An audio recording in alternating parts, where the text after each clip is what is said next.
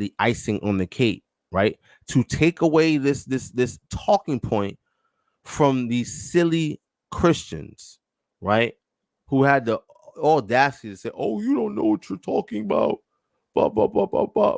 I had some person really say, "Oh, get your Hebrew Israelite self out of," like, me being a Hebrew Israelite has nothing to do, has no bearing on whether or not Jesus spoke Hebrew or Aramaic, or if Aramaic or Hebrew was the lingua franca or the common language spoken by the vast majority of Jews in the first century AD. I've gone thoroughly for the past 2 hours debunking that idea with actual sources. Something that these people know nothing about. All they know about is what? Rhetoric, regurgitation, parroting. That's it, right? So let's go to, right here we have the complete works of Josephus, right? The complete works of Josephus, right? This document is 1,600 pages long, right? 1,600 pages long, right? You got the Antiquity of the Jews, book 4, book 5, right?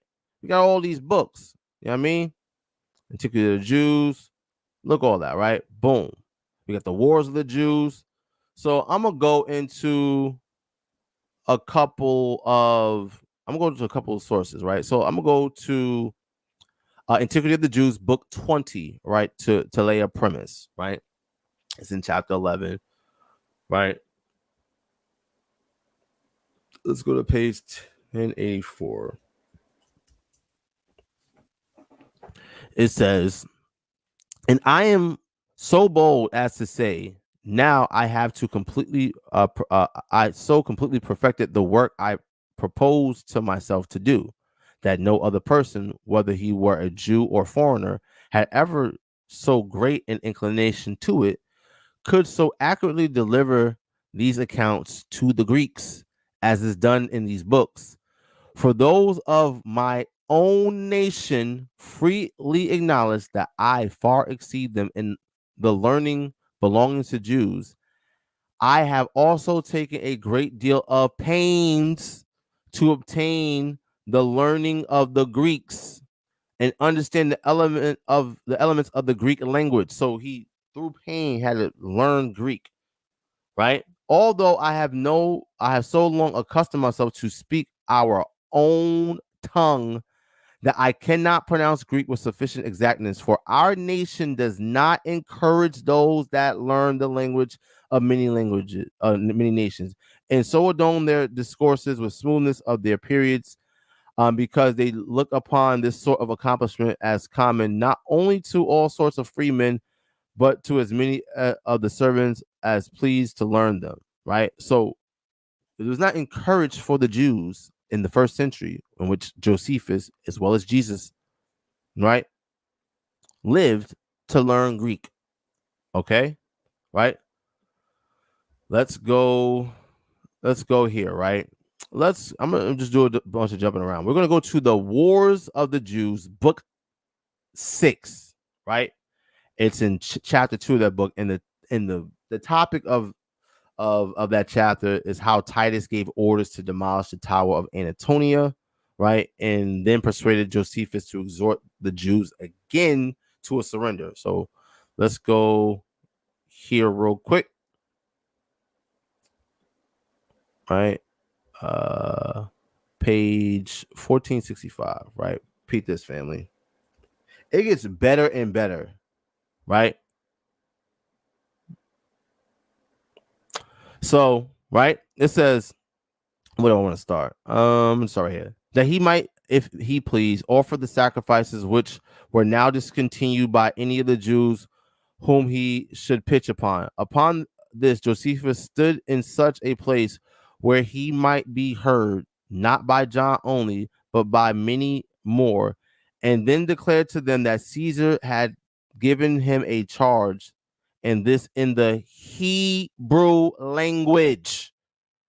Again, he's being sent to go speak to his fellow Israelites, his fellow Jews, who are also known as the Hebrews, all throughout these works, right? He's going to convince them to surrender in what tongue? The Hebrew language. Now peep the nonsense, right? I'm gonna do something real quick, right? Check this out, family, right? I'm going to type in Aram, right? Because we can search this document, right? Let's look at the word Aram, right? The word Aram only appears twice in this entire document, in all of these books, right? And it's being mentioned where? Here. Aram had the Aramites, right? That's the 2 times the word Aram appears, right? A couple times Aram appears, right? Aram had the Aramites, which the Greeks call Syrians. Again, the Greeks Syria comes from the Greeks. Aram is Shemitic, right? He goes on to say, as Lud founded the Ludites, which are now called Lydians, which again is a Greek term.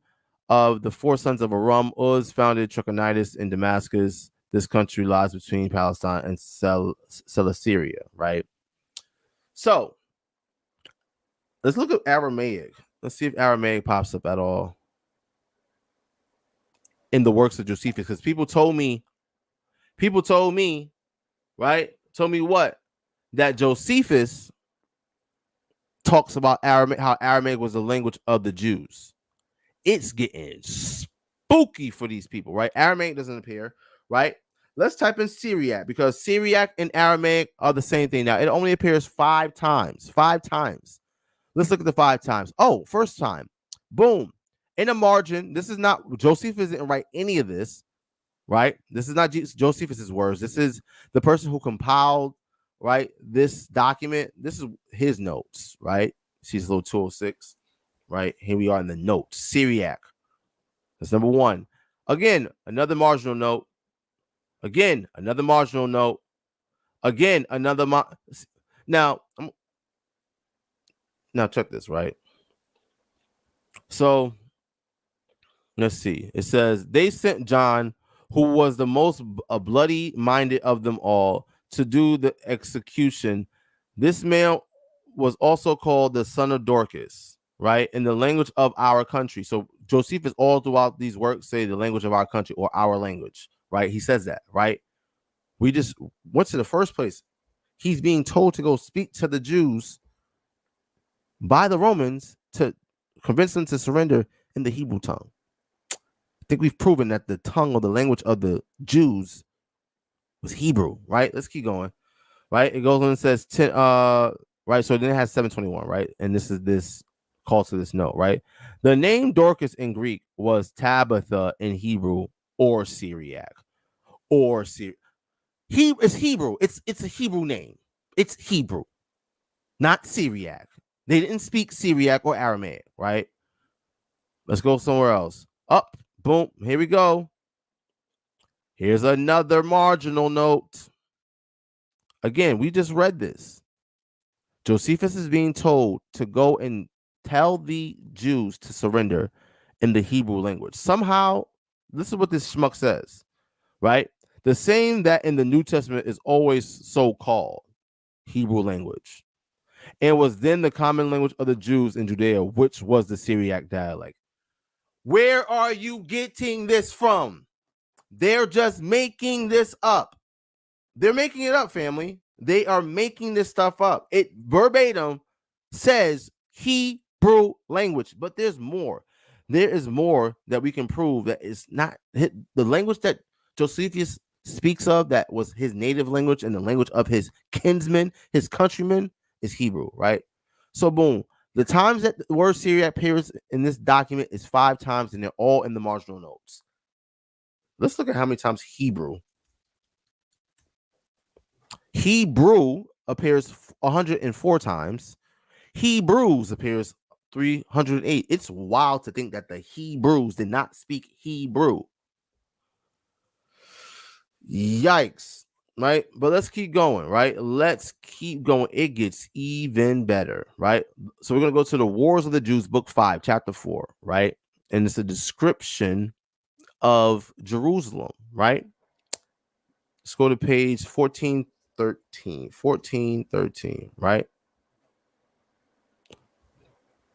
All right. Where do I want to start? I'm sorry. All right. It says this new built part of the city was called Bezetha in our language, which is interpreted in the Grecian language, may be called the new city. Now, let's go here, right? Let's look at Bezetha, right? Let's look up the city, right? Let's just do a quick Google, right? Let's do a quick Google, right? And let me share my screen, right? Stop screen, percent, boom. Check this out, family. Bezetha. Oh, Hebrew. Hebrew. It's not Aramaic. It's ridiculous. Absolutely ridiculous. But somehow, some way, Josephus is the proof that Aramaic was a common language, and he speaks of it clearly that it's the common language of the Jews in the first century AD. Let's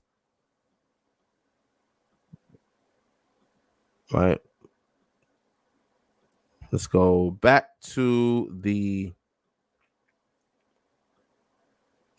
book, right? To the works of Josephus.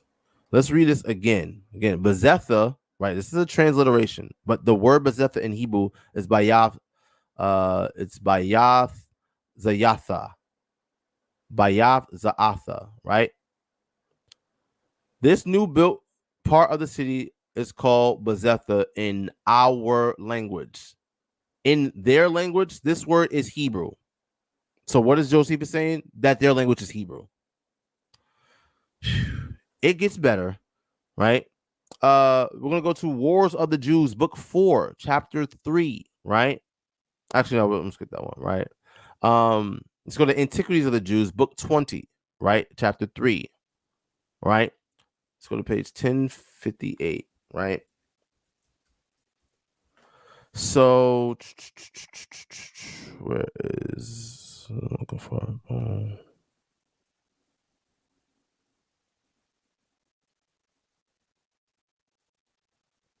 What am I looking for?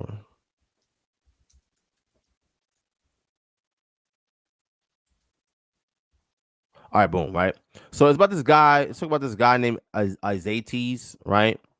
So Isaetes is a convert, right? So it says, for Isaetes so well knew the strength and good fortune of the Romans that he took Bardanus to attempt what was impossible to be done.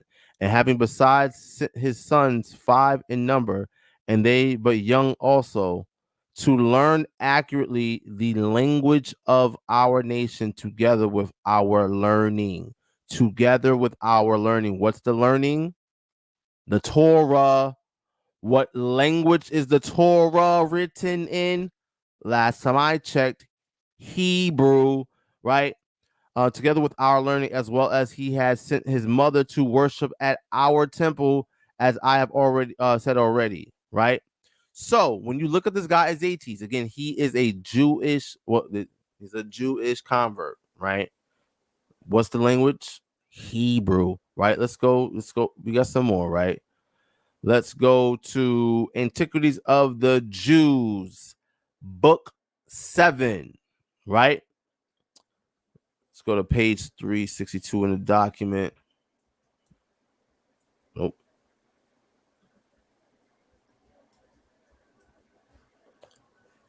Okay, right, boom. Check this out, right? So this is again history, right? So it's talking about Abner, right? So where do I want to start? Boom. I'll just read this whole thing. It says, but as soon as Abner, the son of Ner, who was general of Saul's army and a very active man and a good nature, knew that the king and Jonathan and his 2 sons and 2 other sons were fallen in the battle, he made haste into the camp and taking away with him the remaining son of Saul, whose name was Ishbosheth. He passed over the land beyond Jordan and ordained him king of the whole multitude, excepting the tribe of Judah, and made his royal seat in a place called in our language Mahanaim, but in the language of the Grecians, the camps, right? So Mahanaim, right? Look up Mahanaim. Let's take a look. Last time I checked, Mahanaim is Hebrew, right? Mahanaim, Hebrew, right? I don't got time to switch back and forth to the browser, right? But Mahanaim is Hebrew, and Josephus says it's called this in our language. What is our language? Who's the our? It's the Jews. He's a Jew of the tribe of Levi. He's a son of a priest, right? He's saying that our language, Mahanaim, right? But for the Greeks, it means camps. The word literally means camps. That's what it means, the camps. The language of the Jews was Hebrew, not Aramaic. Let's go. We got some more, right? Antiquities of the Jews, book 3, chapter 7, right? And this right here this one is a dagger, family, right? Are y'all following along, right? Hope y'all following along. Hope y'all taking notes, right? Check this out. Ooh. Where are you?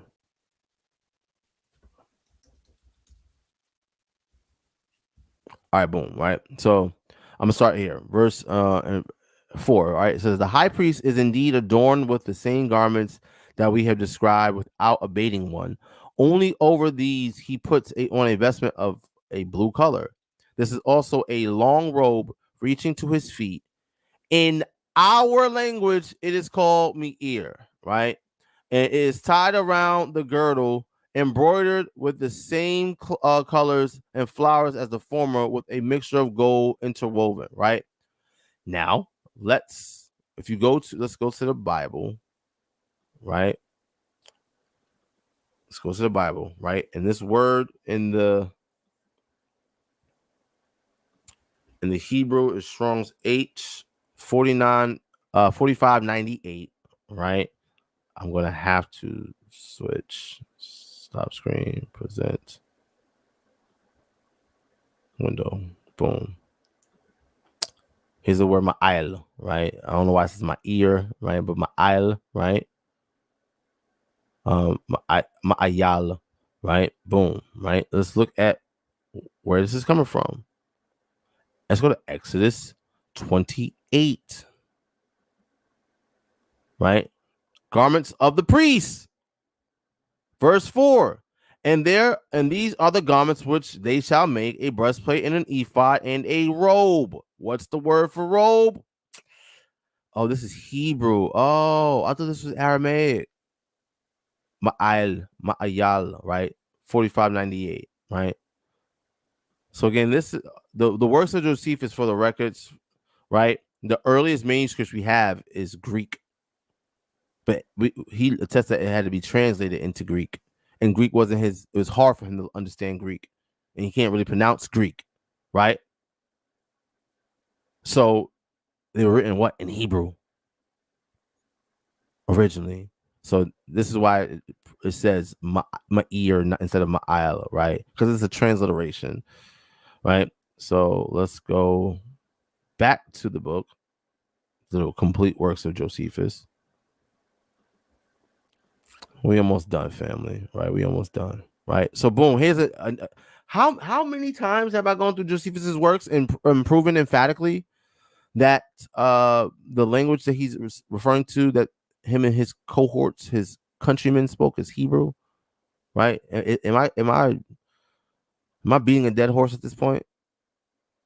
Let's keep on beating that horse, right? Let's go to page 176, right? Just a couple pages up. Boop. Boom, right? It says, there was also an ark made sacred to God of wood that was naturally strong and could not be corrupted. This was called Eron, right? In our language. Now, so it's the word for ark, right? The word for ark. Let's go to the word for ark in the Bible, which was written in Hebrew, right? We're gonna have to go ahead and stop the screen real quick. Present.